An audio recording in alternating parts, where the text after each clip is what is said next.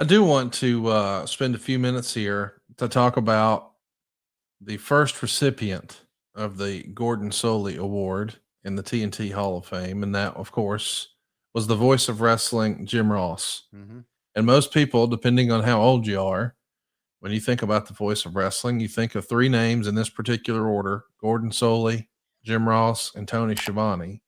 Wow. And of course, you're the most recent recipient of that award. Yep. But Jim Ross has revealed publicly last week, since you and I recorded, that he was recently diagnosed with colon cancer. Right.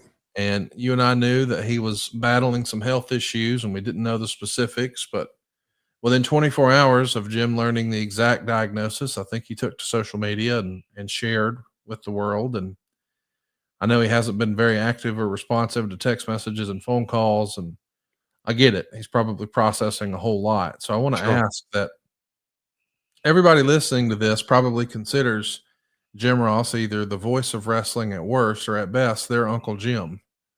And I hope that you'll throw one up for good old JR, because he surely does need our thoughts and prayers right now. Life's thrown him one too many curveballs with Bell's palsy. Then he had that intestinal issue. And then famously, of course, his wife passed away very tragically. Then he had the terrible spot on his leg, and he's just had a rough go of it, man. And he needs a break. And we're hopeful that this surgery that I believe will happen within the coming weeks is going to do the trick. So I'm going to pray for a speedy recovery and a full recovery, and that Jim is back doing what he loves sooner rather than later. You listed all the health problems that he has had throughout his career, but he has not let that slow him down. Not one bit. And some of his best work was after the Bell's palsy first struck. Yes, sir. And I mentioned this on a social media post. Jim Ross is my mentor. He got me my first big contract ever.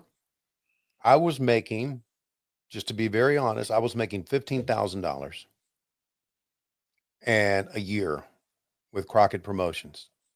And he got me six figures. Now, if you go Wow. from $15,000 to six figures in one day, it is like, Life changing. yeah, it's life changing. And he's responsible for that. And that I'll never forget. And Wow. also he also taught, Jim, you know how great a talker Jim is on the air. We all do. But just hang out with him and listen to him talk when he's rolling. Yes. He has such great advice on careers and how you should approach your business and how you should be a wrestling announcer. And he taught me a lot when he first arrived in 1987. And when I say Jim Ross is my mentor, fans may say, "Oh, he's bullshitting." No, it's true. He was. Now, yeah, I was announcing wrestling before I started working with Jim Ross, but I really don't think I really got it until I started working with JR. Wow.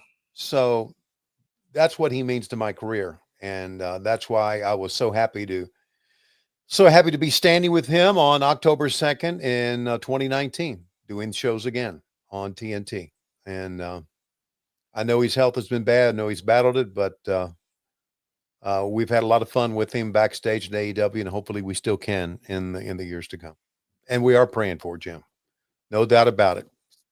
We are praying for him, and I went to mass just yesterday, praying for Jim. We've been celebrating Sabu in recent weeks with the news of his untimely passing. Last week we did a whole Sabu episode, and it was phenomenal. We got to see a little bit of everything.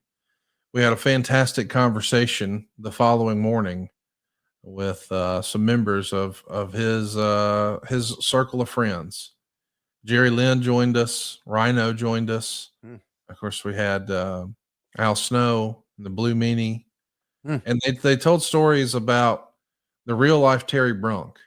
We all know what he did in front of the camera, but the way he treated his peers and the young guys, and the way he tried to pay it forward and look out for them and stand up for the boys. We heard stories that have never made the light of day, because Sabu would do things for people and just keep it to himself. He didn't need a pat on the back or a public high five. And It was really, really touching stuff. And if you're looking for more Sabu content, I want to recommend you go check that out over at podcastheatwrestling.com.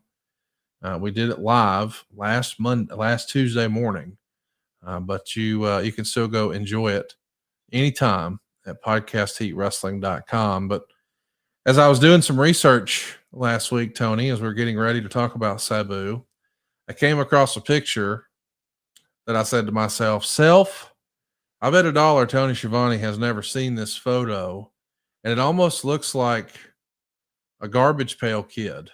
It feels like AI. It doesn't feel real. It feels like a video game character. It feels like he's a villain in Street Fighter, or he's got a beef with the Super Mario Brothers. And it's your friend, Taz.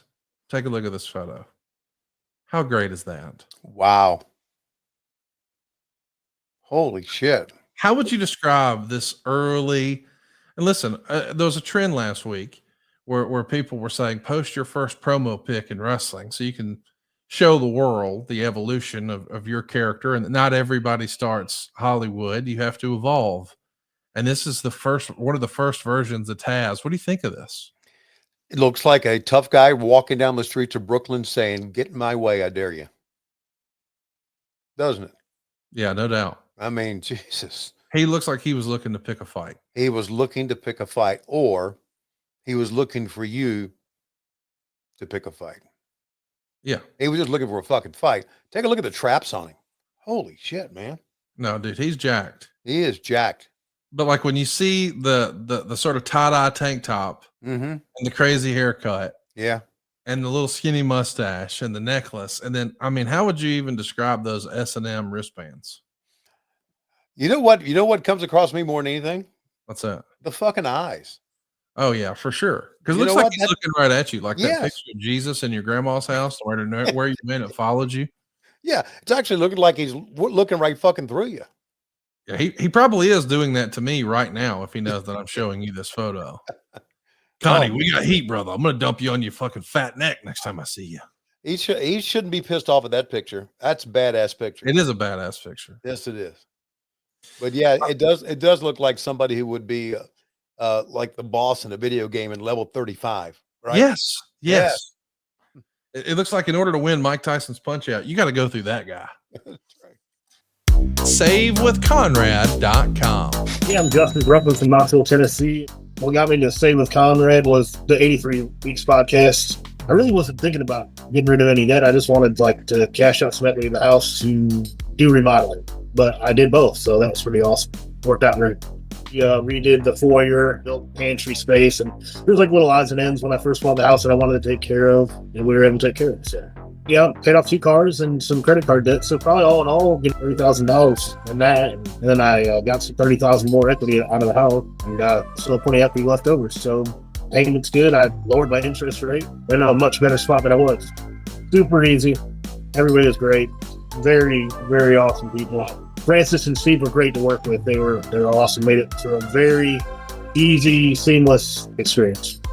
I'd probably say all in all, probably $1,000 a month at least. I'm lowered my interest rate, especially the way the interest rates are right now, which is, that's amazing. I'm Justin Bruckman from Knoxville, Tennessee. I saved over $1,000 with SaveWithConrad.com, and I did a lot of renovations with that money as well. NMLS number 212, non-equal housing lender. SaveWithConrad.com.